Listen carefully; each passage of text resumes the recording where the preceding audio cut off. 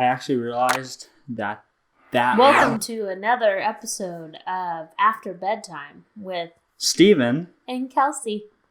I realized that the lens that's on that camera has such a shallow depth of field that I can't lean forward or it throws you out of focus. So I have to stay in like the same plane that you. Oh, are you wanting me to start leaning forward?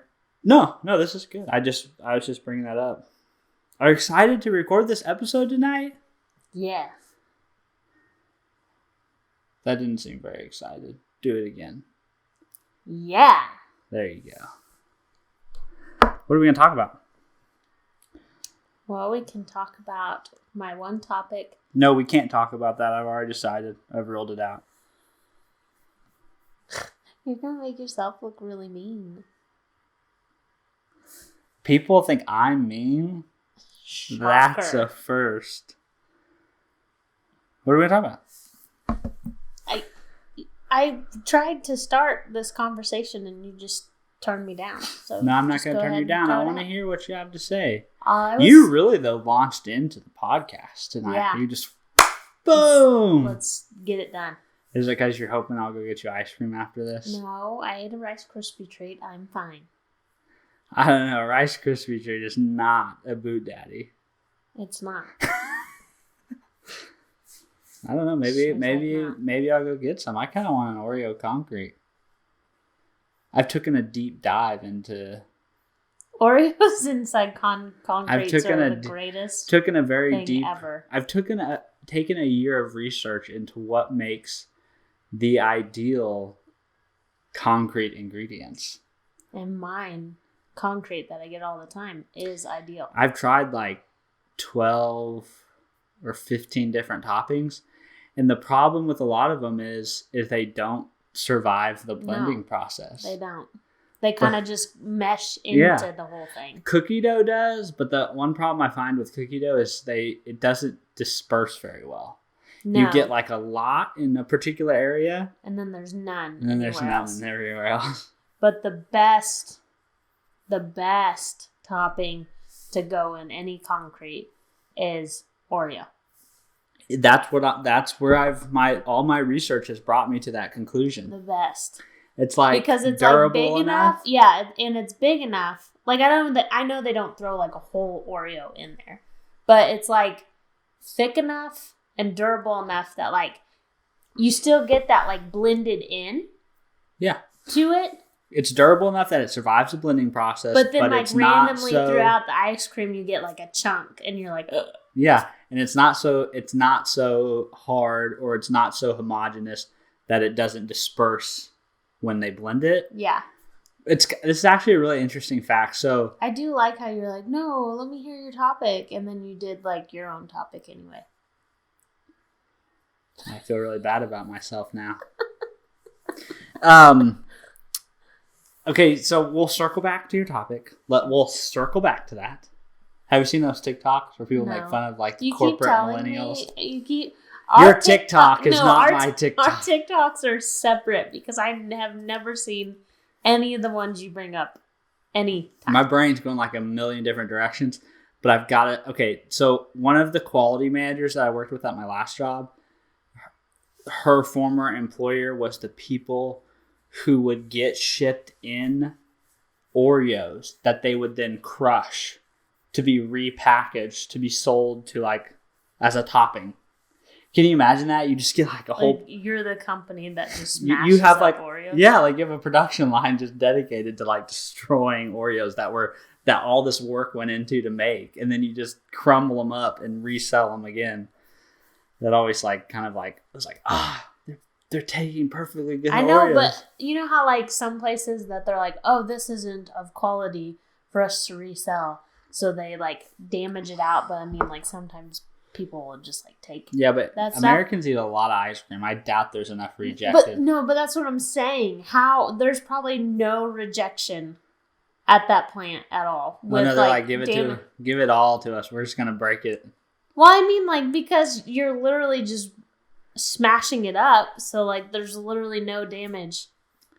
Yeah, I mean, like people make money crushing Oreos. Yeah, Hey, what do you do for a living? I crush Oreos. My company crushes Oreos. Well, and really, sell it for a living, profit. I do crush Oreos. Your whole family can crush Oreos. Yeah, the grave side of the family. Like if you guys had to fill out a obsessed. resume, that would probably be on your resume. No. Can eat we several do fill out sleeves. resumes and don't put that on there. Can eat several sleeves of Oreos in a given sitting. I could crush a whole thing. Like I have. There's just something about baked goods. It's the best. That is addictive. There's just something about cookies and baked things and sugar and all the wonderful things that are in them that just. I know, but I can like. There's like certain stuff that it can be in the house and I'm not like eating it every single day. I can't handle Oreos and I can't handle chocolate chip cookies, but like soft ones. No, but see, not like the hard here's Chips the thing. Ahoy ones. But here's the thing. Here's the thing. Look, you're rubbing off on me. Here's the thing. You can't handle it. Okay. If it's in your house and you eat half of the package that has like 30 servings, you can't handle it. That's not moderation. What are you trying to say? That I could have 30 servings of things that are in our house? No, I'm saying like if there was a pack of Oreos in there. I'm saying that that's my kryptonite. I can't handle I cannot handle if Oreos are in our house or chocolate chip cookies. Yeah, that's bad. It's a bad matrix. But like other things, like you would not, if we brought home one of those circle pastry rings, I'd eat all of it from Panera. If anybody puts anything in our house that is baked, that is a sweet baked thing. It's like what some people experience with peanut butter, where they just like eat half a jar of peanut butter. I love peanut butter. Yeah, too. that's the like I can't even allow myself to get started. Yeah, because the dangerous thing, like, okay, so baked goods are obviously very dangerous, but the dangerous thing about peanut butter in particular is it's so calorie dense. So you can literally eat like 1,000 calories in like a cup of it.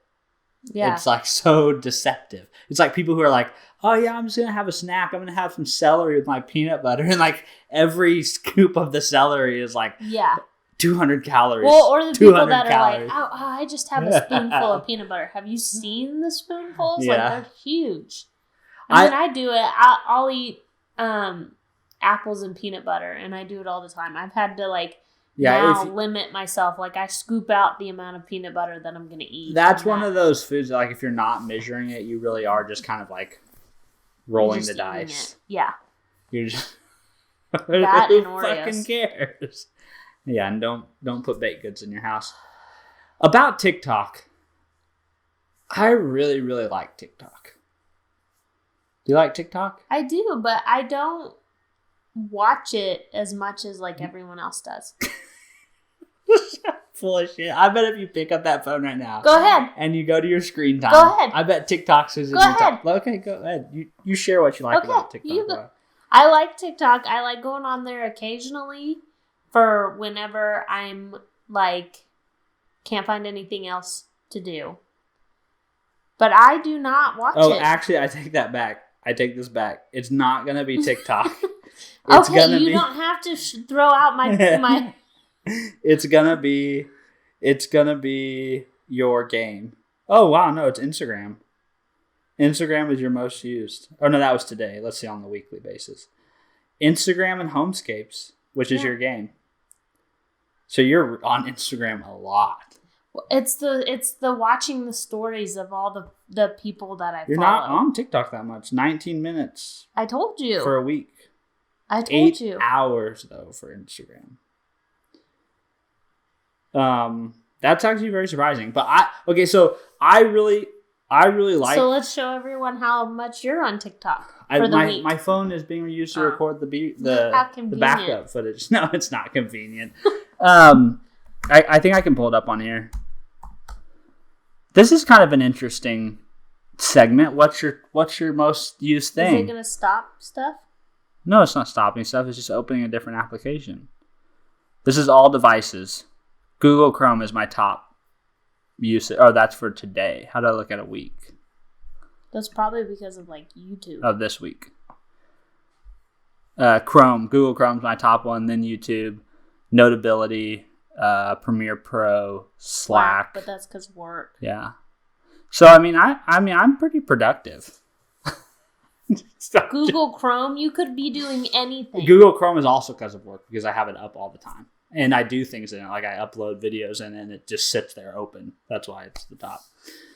What was I going to say? Oh, okay. So I really like Instagram too. That's probably, if I had to say like that's my favorite social media platform, that is definitely it. I know, but one of my issues is I'm not actually like on Instagram. There's a lot of times where I'll just let the stories go to where I'm listening to them and doing whatever I'm doing. So I'm not really like scrolling. Well, here's why TikTok really has my attention a lot, because all the other social media platforms are all based on like a social network. It's all based on like who you like and who you're friends with. The thing I like about TikTok is it's more like YouTube in the sense that it's completely geared towards trying to serve content to you that you like and engage with. And a lot of it's kind of focused around entertainment. So it's like, it's very like the For You feed is very like personalized to your sense of humor or what interests you. Yeah. And I like that. I agree with you. And what's kind of funny is that one of your topics of like overrated and underrated thing, I was going to jokingly... You're giving away my topics. Sorry. I was going to jokingly say that social media is overrated. This is when you're supposed to say segue. Or what did other people say? How do other people... There's like transitions, right? You're supposed to like transition into the next topic. I think I kind of did. Very sly. My nose is bothering me. And then you blurted everybody that, you did to get me on the topic. Yeah, I know. I did a very smooth segue into your next topic. I was going to jokingly, but kind of seriously, say that social media is kind of overrated. But okay, hold on. No, let's. Hear me out. Okay, no, hold on. Before you. Then stop asking me my opinion on topics. You're trying to run this show, and I'm the showrunner. Go ahead. I'm just kidding. Go ahead. I'm kidding. Go ahead. Let's talk about the things that we think are the most overrated. Kelsey, take it away. Why do you have to say it like that? You don't. Why does that that makes no sense? You don't.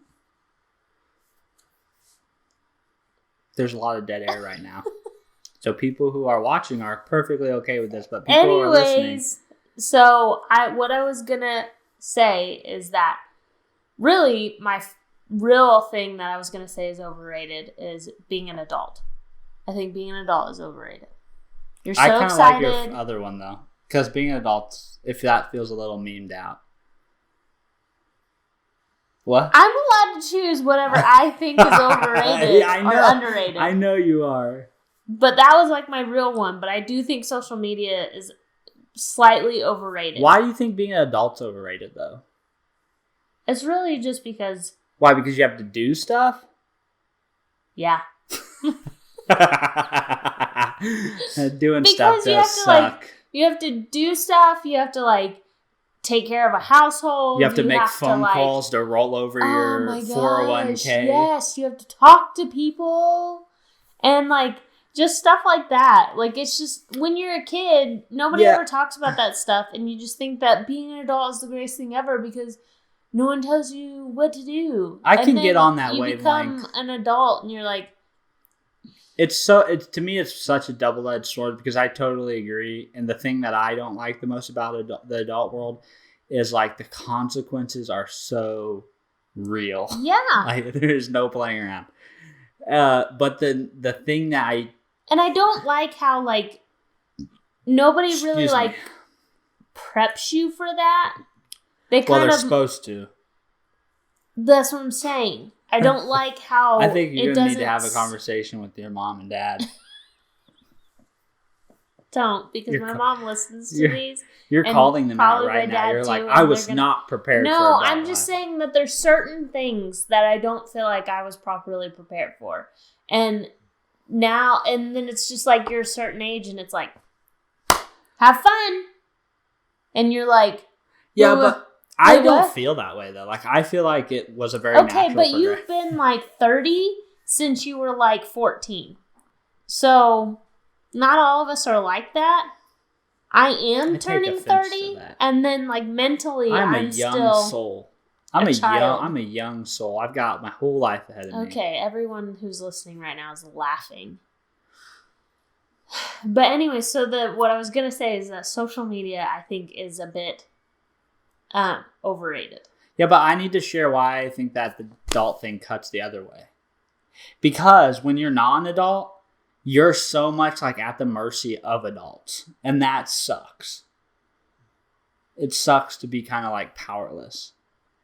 I don't feel like I was powerless. Kelsey was just like, I wonder if Kelsey liked being a kid because she did not listen to what anyone said. That's not true. I was a good kid. You were a great kid. I was. You were a Hall of Famer. No. All time. No, I wasn't. Are you gonna? I'm done. That was it? I have concluded my TED Talk. I mean, no, being an adult has its perks. It's great sometimes. It's just sometimes I'm just like, this sucks. Yeah, it's definitely nothing you need to rush into. No. But why is social media overrated? I think it's overrated because we need to have a PowerPoint. We need to have a PowerPoint. Says the chick who's on Instagram all the time. I think it's overrated just because, like, it's become everyone's everything. Now you realize when you start this conversation, you are totally going to sound old. That is what it is. The part that I think is sad is that it's become everyone's everything. And the fact that we like post about everything and we have to show pictures and we have to do that. And it's just become a huge part in people's lives. And don't get me wrong. I love the business side of it. I think that's amazing that people are like hustling and making a business out of it. I also like that it lets me keep in touch with people that I probably wouldn't. Yeah. In just life, but be I able feel to like, keep in touch with.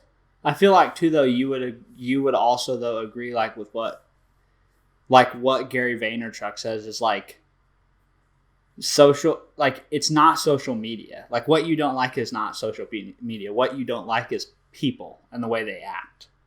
Like, yes. Okay, social so media then the people on social media are overrated. Yeah. Well, it's just from the sense of like, it's just the fact that I'm like, these people genuinely really my main issue is Twitter, but I'm not on Twitter. So I just like, I can't really like down it because I'm not on it. But my whole thought is that people are writing these like little blurbs or these like little bit of things and thinking people are going to love this. Well, maybe they're not. Well, maybe some people are thinking that, but also though, like there is something to be said about sharing your thoughts and ideas for the sake of sharing them. Like you have that democratized ability to like, you know, it's not just Walter Cronkite that gets to air his opinions on the latest culture of events. Like now everybody can air their, like, and I know like there are people that. The biggest thing is that there's people out there that genuinely think that everyone cares about their opinion. Correct, but that's not new. Or that I care about what you had to eat today. Yes, but that's not a new thing. Like that is just another. Like to me, it's like I very much like skew towards a Gary V optimism about social media in the terms of like social media didn't ruin us. We have taken social media and ruined it through our own. I'm not saying that social media has ruined us. I think 100% people have ruined themselves. I'm saying what I don't like about it is the fact that people have literally made it that they have to post these things for their followers. Well, or they have to, or it becomes a number, or it's like another way for people to be insecure. It's another way for trolls to attack other people, like, or people to mom shame. Like, it's just nasty. Some parts of it. I certainly would agree that there are definitely negatives, but I think that, in my opinion, I think those are largely outweighed by. Now, by me saying that I think it's slightly overrated doesn't mean that I'm, like, wanting it to go away. No, I'm not saying that. I totally see what you're saying. I totally see maybe it's made out to be more than what people believe it to be. Well, and I also just don't like how people are like, oh my gosh, I follow this one influencer and her life's just amazing. And it's like, you see 15 seconds of her life every single day. Yeah. You don't know what kind of hot mess she is when the camera's not in front of her face. I don't know. I feel like I translate what you're saying. I'm translating into what you're saying is like Steven's worldview of like people are overrated. Then that's it. People are I don't know. I feel like I saw it keeps coming up. I feel like when it comes to social media, I pull from both those directions. Also, like I totally see what you're saying. Like it. And there are there are people that sit in both camps and like argue for both positions. And I think the hard thing in the world is that like the fact is both those things are true, right? It's like both. That's the difficult thing. It's like, yes, social media corrupts people. It turns people bad. It can be used for very negative, harmful things, and it can do very negative, harmful things to other people. That is a very true. That is a truth. But then on the exact flip side, it's like Twitter helped people in the Middle East in 2011 organize and overthrow dictators. I didn't know that. Well, no, I'm just saying like I'm putting that out there because that's a very extreme use case. But it's like that is also it's like. The positives and the negatives are very true, and they're true at the exact same time. And to me, that's like the hard thing is like, do you err on the side of caution and protect against the downside, but then you're basically limiting the upside of it, right? It's like that's such a hard, and that's I don't for bigger minds than mine. It's just my own cynical thinking of that. It's just. Because there's sometimes, especially, like, I've almost gotten to the point of where I don't like being on Facebook. I don't like it anymore. You know what, because it seems like that's where majority of the people go to complain. Yeah, people use social media as a way to complain. But that's, to me, that is such a reflection of that is so much a reflection of, like, the average person's psyche and the way they process the world and the way they think about things. Is like, that's what consumes them. What's the next thing I can get spun up about? What's the next thing I can bitch about that's been done to me or done to somebody? Like, and that's like today when I was like, I wish there was more platforms that, like, for example, with everything that's going on in the world, for all like the publicity that we give to like the drama around the election, for example, that's just one example. But like for all the promotion and airtime we give to stories that do nothing but drive fear and anxiety and anger, why can't there be somebody who's telling the drama of developing the vaccine? Like, what a dramatic story with such like thrilling. Well, I think that's where a lot of people talk about how like journalism and some like media is flawed because like. I don't think it's flawed. I think they know what they're doing. I think they know that it's much easier to get people to pay attention when you're fear-mongering. It's much easier to tell stories that drive fear and anxiety in people than it is to tell stories that inspire and provide hope and tell messages that are good. Yeah. Compelling, that get people to want to engage. But that's what I'm saying is that a lot of people are upset with that whole world now because of that. And I instead of just going and doing your best to be the best journalist, they're like, oh, what's the next thing what's the next flashy thing? Yeah, because you're trying to throw at everyone. Because the news the media is like at odds, right? Like they want to tell stories and inform the world, but at the same time, they have very real financial obligations to engage people and to get clicks and to get views and to get minutes, to get ratings, because they're a business too. They have to make money and they have to be able to sell ads to their advertisers. And like, it's just like, that's where it's like those. I know, but that statement right there that you just said is why people go corrupt and do corrupt things. Not corrupt things. It's like they're trying No, you just said that they need money too. But so they're not doing their job. It's not corruption though. It's just the nature of it's like there can't be a media organization that subsists without advertisers. It's just not doable. They're like, how are they going to make money? You know, and so it's like, so you have these competing demands, and inevitably things always are going to skew towards what pays for people's salary. And what Krasinski started Some Good News, and them on Instagram are pretty dang hot right now. What? Okay, so back to the social media thing though. Gary V said something. I thought the whole thing was just supposed to be like what we thought was overrated and underrated type thing. I love it.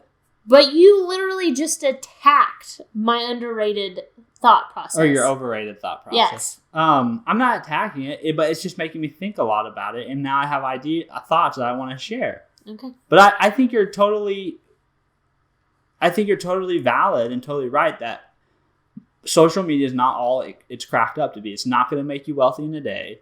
It's not going to make you it's not going to correct all the insecurities you have just by amassing a bunch of digital virtual followers. Yeah, and I will like to point out that those people who are making it into a business and they're hustling. Like, they're doing hard work. Like, they're actually legit doing work. Like, people just think that they're, like, sitting there taking, pretty pictures all day and that they're making money off of that. No, yes, but there's also a very dark side to that as well. Like, there's a dark, like, the people that...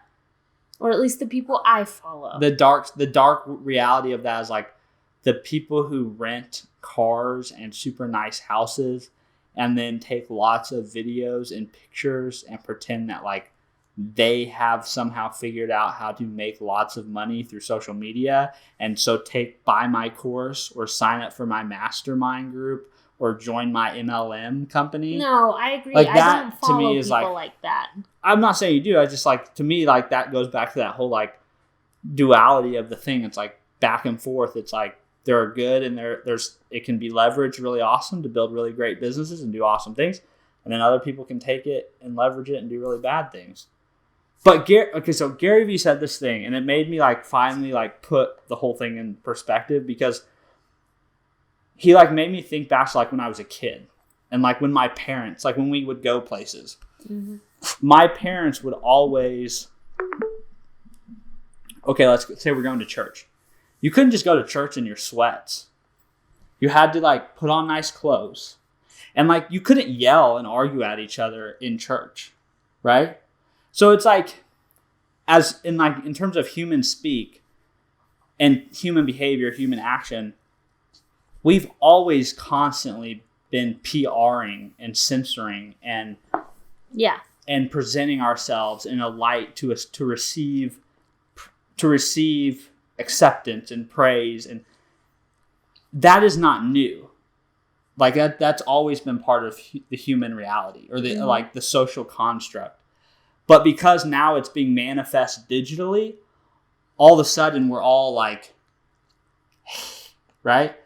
But it's kind of like funny, because, like, it's not that was happening before there was a digital manifestation. It was just a real physical manifestation of, like, you are literally arguing and yelling with your spouse in the car before you get out to go to a dinner party. But the minute you get out of the car, it's like, oh, everything's great. We're all good. No. Yeah.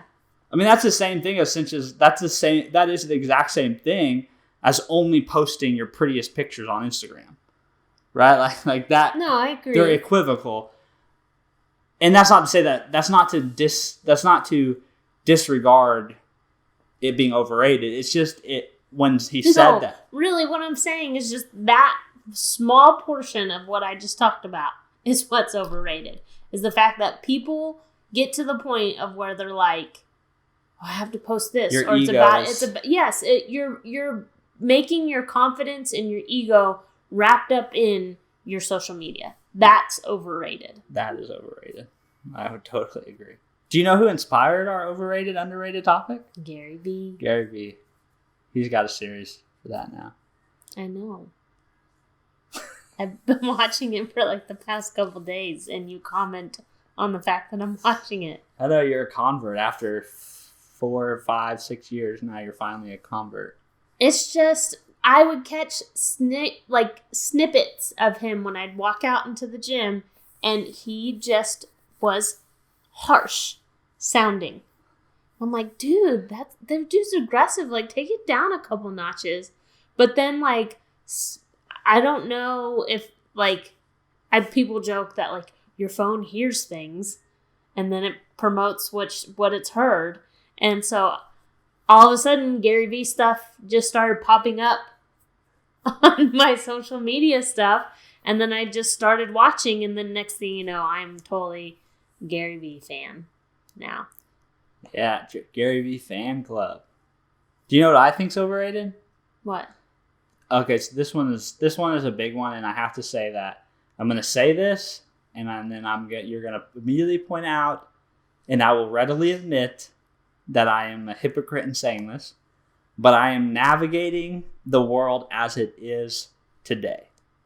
Okay? So what I think is overrated is formality. I think why would I jump on your case about that? Because no, you wouldn't jump on my case. I'm just saying that I think that it's overrated the amount of formality we put around lots of things in our lives. Like I just talked about. Like the formality of dressing up to go to church. The formality of like speaking at work different than you would speak at your house. Yeah.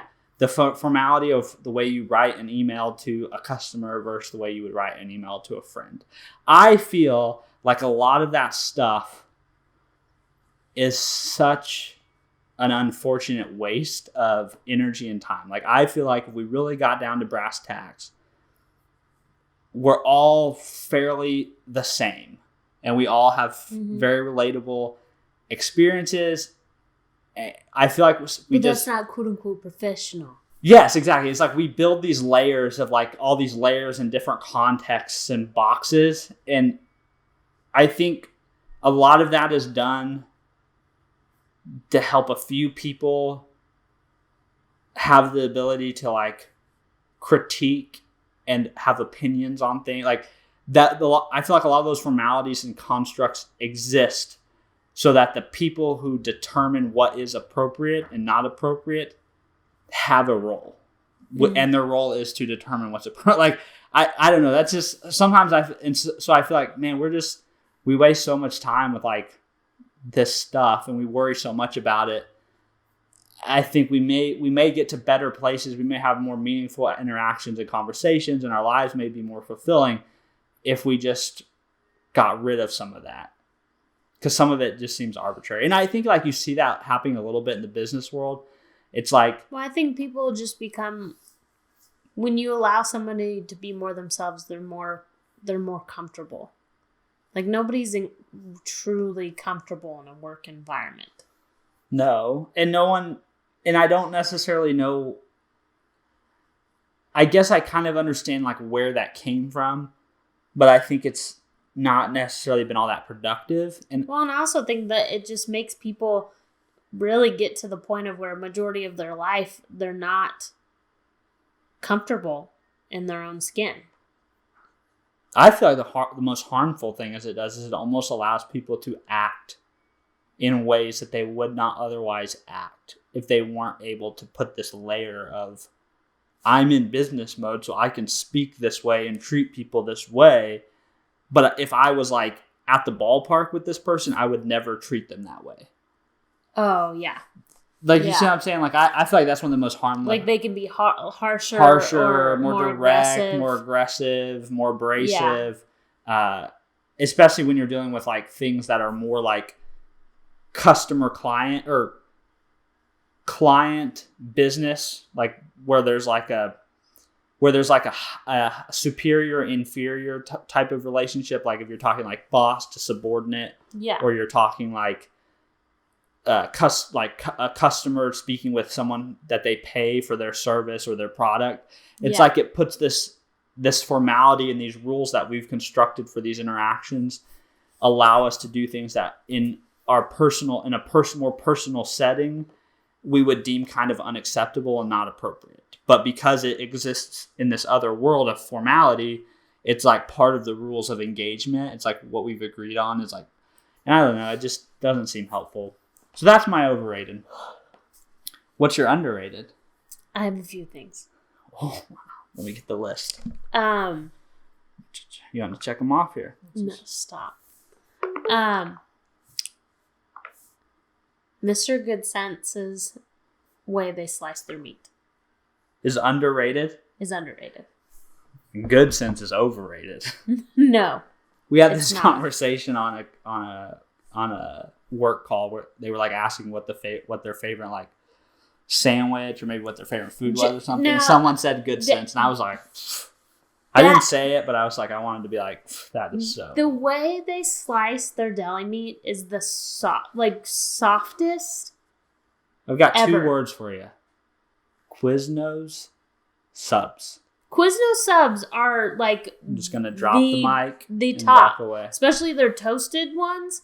The top, but I'm saying if you can mix that in with the way Good Sense slices their deli meat, game over. In my eyes, at least. Next other one, Chick-fil-A's customer service and the way they run their business. You think that's underrated? I think it's underrated. Have you been to a fast food restaurant that ever treated you the way that Chick-fil-A treats you? No, I mean, I guess what I'm thinking that like it's appropriately rated. Like I feel like people give it a nod appropriate, like because the joke is always like if Chick-fil-A was running if Chick-fil-A what was the big one that happened recently, like we should let Chick-fil-A run. It was the counting the ballots. Yes, yeah, exactly. It was like if we let Chick-fil-A run we'd the already election, know the president right now. Yeah, there's like they to me they're kind of like they have them placed up there in terms of like gold. Just businesses don't understand that. I would probably agree with the fact that at least the way Joplin's Chick-fil-A is ran is underrated. Shout out. That's all I'm saying. I think I would agree with you. Mr. Starkweather. I would agree with you underrated. that people underrate how much effort probably goes into that. How to like I'm not just saying like them being all nice and cheery all the time. I'm saying that whole operation is underrated. People don't realize how hard it is to maneuver that. And I should say situation. that like my sample size for evaluating this is pretty small because I haven't been to like a ton of Chick-fil-A's. But even the Chick-fil-A I went to in where was I? I think it was in Chicago. I went to a Chick-fil-A. Yeah, it was when I went to Chicago with Landon Shelby, and I went to a Chick-fil-A that was downtown during lunch on break from my class. And that place was so busy. Just like the line was out the door. And despite that, and despite the chaos that was happening at the register, like the general like I'm not saying like every worker there was like, I'm so happy to be here and I'm so like I'm not but like the general disposition of the people was very like professional and like, okay, we are focused on getting these orders out and we are trying to do it in the most organized and efficient manner amongst all this chaos. So like so from that standpoint, I guess what I'm saying is like from everything I've seen, it shows me that there's a lot of back end work that goes into trying to first of all, like I feel like it's a miracle that they can select people who obviously are not going to give them a negative. Yeah, I don't know how they do that. You know, because like you see places like Walmart and McDonald's, you people that are like hiring tons of people at scale, and they just have these pretty like general reputations of not that great customer service, at least not anymore. And some of that is like you think, well, okay, well, when you're at that scale, it's just difficult to hire that many good employees. But then you look at like like a company like Chick-fil-A, who's, I mean, they're like the third. I think they're the third or second largest in the fast food business. They may be number one now, and they just seem to be able to hire lots of really high quality employees. Yeah. And that must take a lot of vetting. Like, it must take a lot of people with like good instinct. Not every single time have I seen the most bubbliest person in the world. Like I do majority of the time. But every single person there has always been kind to me, has always acted like I'm not a burden. No one's being disrespectful. No one's like yelling at you or throwing a drink. Like, you don't see or if they mess up an order, they literally like give you like 5 other things to like. Yeah, you don't. Which is very rare that they even mess up an order. You don't see Chick-fil-A employees going viral. No. Like, you know what I mean? Like, you don't see videos. Well, no, I have a couple times here or there where somebody had a flat tire and the dude in the rain was changing their tire. Oh, yeah, but it was because that dude, not because for negative reasons though. No. That's what I mean. Like, you don't see them going viral because like local Chick-fil-A employee punches or you know, you don't see that stuff happening. And I guess people could probably argue for there's a lot of reasons that, like, maybe it's the demographics or the social demography, like of where Chick-fil-A's are and the kinds of people who go to, like, I mean, you know what I mean? Like, I think people probably could say like there could be other reasons for that. I don't necessarily think that, but I'm saying how their customer service and how they're just ran in general is underrated. I think more businesses need to pay more attention to that. And it shows you that, like, how well you treat your employees, how hard they're going to work for you. And yes, we are trying to get sponsored by Chick-fil-A. Stop it. I'm just saying, coming from somebody who worked within like a semi-fast food setting, that operation that they have is insane. That's hard. That is a hard situation to get work. I had a great customer service experience today when I called about the 401k thing. The first guy that, before I got disconnected, but the first guy that I answered the phone was like, because I was asking him a question, he was like, sir, I've worked here for 14 years and I've never seen us turn away a check that was for more money than we expected. It made me laugh so hard. Just like that. See, like that's the kind of like those conversations don't need to be so scripted and formal. Like that's the kind of interaction that should be happening both in like in quote unquote like business. That person could have been annoyed that you had even called. They'd be like, "That's the stupidest question you've ever asked." Like, you know, like they wouldn't actually say that, but they could be like, "Really?" Yes, totally. Like totally. And the fact that could have been just it could have been like he could have put on his very like business demeanor and been like, "No, sir, it will be fine, and thank you very much." Like he could have, but like the fact that he put his personality into it, and it kind of relaxed the situation even more. Yeah, I mean, anytime that somebody puts in their good-natured, like, even when there's one time that I was taking Kyler in for an ultrasound of his kidney, and he was real little, and this guy obviously could tell that I'm obviously not a brand new mom, but I'm a newer mom, and he was like, "I just want to let you know." I love making podcasts with you because I always feel like you're talking to a third person. Shut up!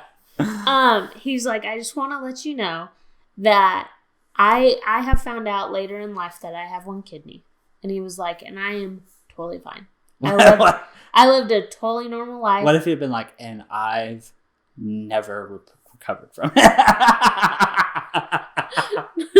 I'm just saying, I think he was trying to put a mom at ease with the fact that is such a good he lived thing. a whole entire life not knowing that he only had one, and he's totally fine. That also makes me think of in the book about like, because like Zappos is real famous for having like epic customer service, and in the book that's like about that Zappos the company, there's a story in there about like one of the customer service reps like and they like Zappos empowered the customer service people to have like discretionary to spend money on things that would make the customers like better and happier and like delight really? them.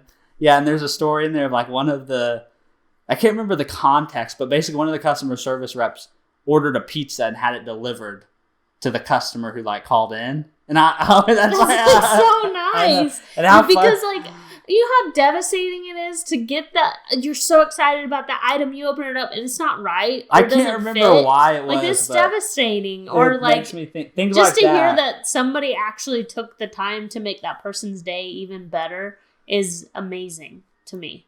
On a sad note, the guy who founded Zappos, he recently died in a house fire. Why'd you have to throw that in? I'm not trying to make it sad. It's just, that is sad. Rest in peace. And it is sad, but I'm not trying to make it sad, but it's just, I think it's worth mentioning. He built a pretty cool company. And yeah, it's amazing. That makes me more, I don't really shop on Zappos. So, it makes me more of wanting to. Yes, we are people who discuss the finer points of customer service. We're kind of nerdy. You know what? That company had really great customer service. How's that nerdy? I have worked in jobs that are customer service my whole entire life. Customer service is everything. Did you have any other underrated on your list? Pretty sure I did, but I don't remember now. I was making my list while I was taking a shower. Because you went on a tangent. That would be a good one. I knew throwing the Chick-fil-A one out there that would be the end. That I wouldn't remember. Because then it started thinking about Chick-fil-A. Oh, did you see my sister's Instagram post about the Chick-fil-A and Baby Yoda? Steven, I saved that just to show it to you. You know what's funny is that I shared that same thing 2 years ago. I didn't see it, but man, that made me think of you so much. I know. And when she posted it, I texted her and I was like, 100% me. It's this little picture of Baby Yoda from The Mandalorian, Grogu from The Mandalorian. And the caption's like, when somebody mentions Chick-fil-A, and Grogu's like, peeking around. I know what I want to see is a meme video where someone whispers Chick-fil-A, and it's the Kool-Aid man of somebody busting through the wall, what? Across the neighborhood. Chick-fil-A? That would be hilarious. Love Chick-fil-A. I had a really hard time coming up with an underrated topic. But after our conversations about social media and stuff, I actually think the phone is underrated. Okay. I think phones are perfectly rated. And that's interesting that you say that. Maybe I should contextualize it more from the viewpoint of, I think that the potential that phones unlock is underrated in terms of what you can actually do with a phone. Well, I guess my opinion doesn't really matter on the fact because I literally own an iPhone just for playing games.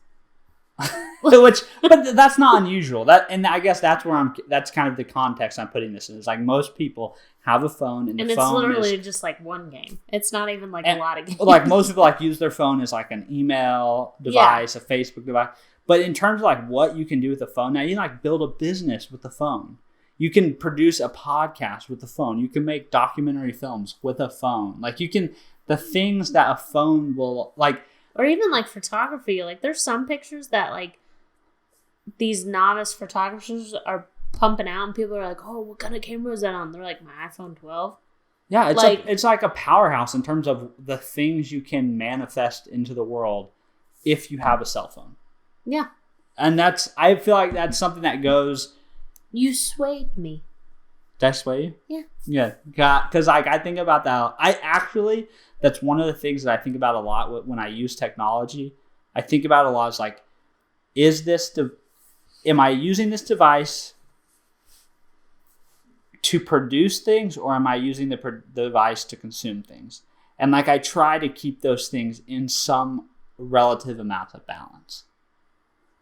because I do think there is like kind of like that idea. Gary Vaynerchuk talks about the idea of like that one piece of content that could change your life. Yeah. And it is kind of like, that is crazy, but that is the truth. Like you see people like on TikTok or that some people caught it on Facebook, some people caught it on Instagram, some people caught it on TikTok or YouTube, but like these platforms that are very mobile friendly and you can produce content from them straight from your mobile phone. And that can literally like one of the main change your life. One of the main cases that I can think of right now is like the Chewbacca mom. Yeah, that's a great one, right? And she had a big moment too on Ellen, didn't she? Yeah. Well, her moment was on Facebook, but then the other big names kind of picked up on her video. Yes. Like the viralness. And that was like before TikTok. Like she strictly just made a funny video on Facebook and it freaking blew up. And maybe you don't even have to go that viral because there's this idea, this guy named Kevin Kelly wrote this. But she's like a successful book writer now. She has a podcast and like it's just like you she's an inspirational talker now. And it's just like it's amazing that one Chewbacca video changed her whole life. It can kick over that domino. Yeah. And maybe even on a like less like extreme case, but like even the fact that it gives you the power to sell something to 1,000 people that relate with you and want to connect with you and like what you do, it's amazing because like that wasn't an option for our grandparents or even our parents. Like that was not a possibility. Like there was no like go to work and then in the evenings you can build your side hustle on your phone. Our parents can do it now. They can do it now, but that wasn't an option when they were like 20 or 14 or 15. Like that just wasn't a thing. And now that it is, I feel like that's something that's hugely underrated. There's just not many excuses if you have access to a mobile connection and a mobile device. It's just there's most anything you want to do, you can do. Agreed. I'm glad I pulled that kind of out of thin air because I didn't really have one for that topic. You should be thanking me then. What are you obsessed with? Ice. Sparkling ice drinks. They're so good. They're so good. I was actually thinking Tom Hanks movies. Yeah, you're obsessed with them fuckers. That thing. He brings me some sort of repeat calm. But you don't watch a lot of. You just watch like these 3 specific ones. Yeah, but it makes me more like. The other day, I was like trying to search for like some of his other ones. Have you seen the movie? It's like I want to watch the Mr. Rogers movie that he. I haven't watched that. I want to watch that. What about Sully? Do you like that movie? I like that movie. I like that movie too. I'm telling you right now, any movie that he's in, guaranteed, I probably like it. I agree with you. It's great. I'm obsessed with. That makes me think. I had a friend in Idaho that every time he would be Twilight? Like, okay. Who did that? My friend Gabe Sharp in Oh. high school. I was getting ready to say, was that Gabe? Whenever you would like start to talk shit on him, and he would be like, okay.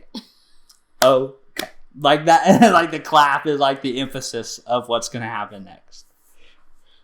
I am also obsessed with watching Twilight again. I'm obsessed with our kids. Are you ever going to get around to me? Oh, like me. I thought you were telling me. No. I thought you were going to say, are you ever going to say that you're obsessed with me? With everything but your husband. Even another man named Tom Hanks. Is it that what you were saying? Yes, that's what I was getting ready to say it, but I was getting ready to be like, some days I'm obsessed with you. No, that's like obsessed with you, asterisk. Well, I was going to say I was obsessed with you from the get-go. You should be. What am I obsessed with? Kelsey? I saw that topic and I was like, I don't know what I'm obsessed with. You just said. I know, but like I'm not actually obsessed with them. You're not? No, No, I enjoy it. It's like you with The Office. Like, I just put it on because I can't find anything else to put on, and it's something I love and I enjoy. But I'm not like obsessed with them. I'm pretty obsessed with documentary films. Yeah, you are. I'm at a place right now where I can't find, like, I'm struggling a little bit because that's like one of my, like, I would much rather watch. I just heard that a really cool documentary just came out on HBO Max. Okay, cool. But like, I've run through so many in the last like 3 months.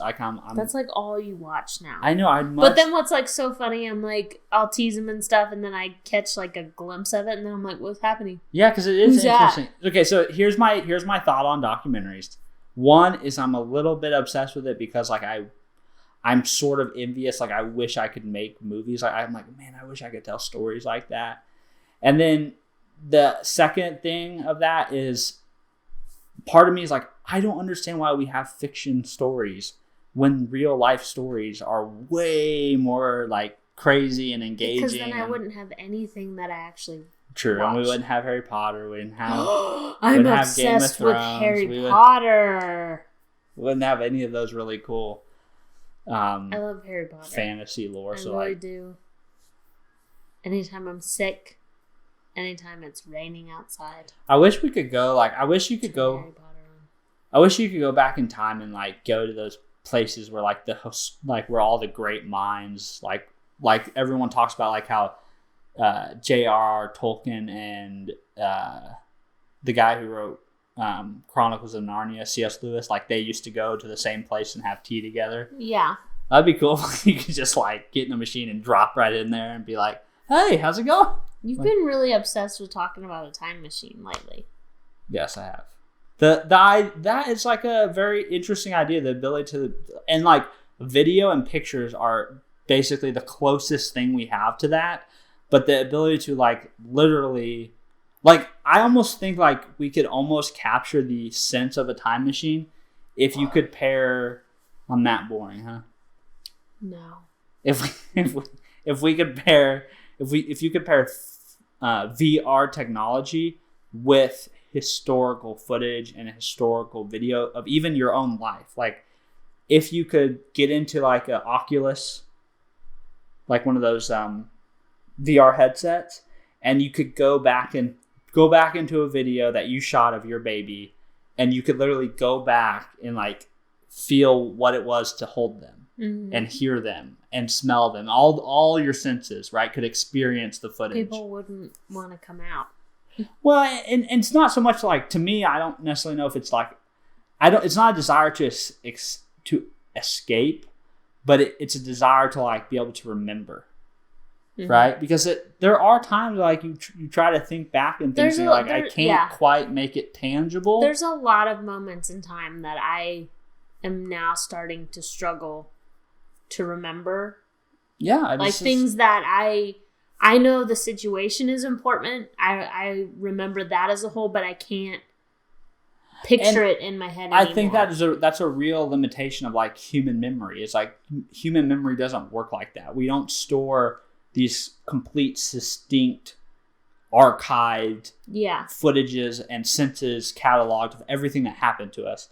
So having that ability to be able to like have a third brain where you've captured this video and you've captured all these pictures, but then you can turn it into this very real... Kind of like in Harry Potter when he takes the memory out of his head and he has like the little bowl thing. Yes, exactly. Like it literally he puts literally you back has his in that. memories in there that he can watch whenever he wants.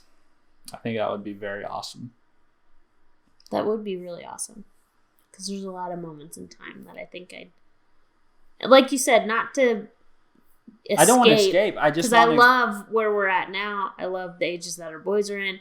But it would be nice to like go back and hold baby Cal and smell his little head, or like hold baby Kyler. Yeah, like I think it would like how go back and see my Mimi. How crazy! Yeah, like how crazy would it be if you could compare, if you had archived video of your wedding, and in 50 years your kid at the age of 20 or whatever could go back and experience your wedding day. Right? It's like I don't know, it's kind of like a cool idea. Like I get. Well, I think Cal would even enjoy that now. I get the danger. Like I totally see like what people could say, like the danger of people like they kind of like lose touch and all they want to do is live in the past. Like that's not good. But the same way, like you said, with everything, there's good and the bad. There is, but like the same way the same way we watch family videos and we look at old pictures and stuff. It's just another layer of realism to it that would be really cool. Yeah, I agree. All right. We should wrap up, but first let's wrap up with a fun one. Who's your favorite TikTok creator? What are you obsessed with? I said documentary films. Oh, yeah. I forgot. And you. I said you first, so I should get credit for that. I don't.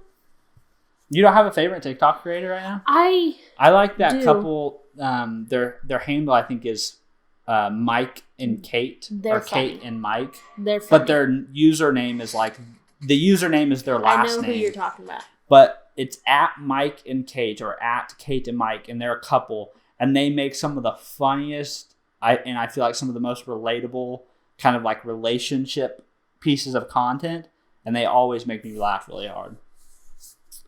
Do you have any? I have, but see, it's like I have a grouping of them. Is what you're asking for? Is you're asking for permission to share multiple? No, because it would be too many. Just pick one. For the time that we have. I can't, Steven. I follow 233 people. Well, if you guys enjoyed this episode, let us know. Send the good feedback to Kelsey at kfreeborn412 on Instagram. Send the negative feedback to me at steven.freeborn. If you guys like TikTok, give us some recommendations on your favorite TikTokers. And we'll see you in the next episode. Bye. Do you want to say bye? You didn't say bye last episode. You really should say bye. It's rude not to say bye. Goodbye.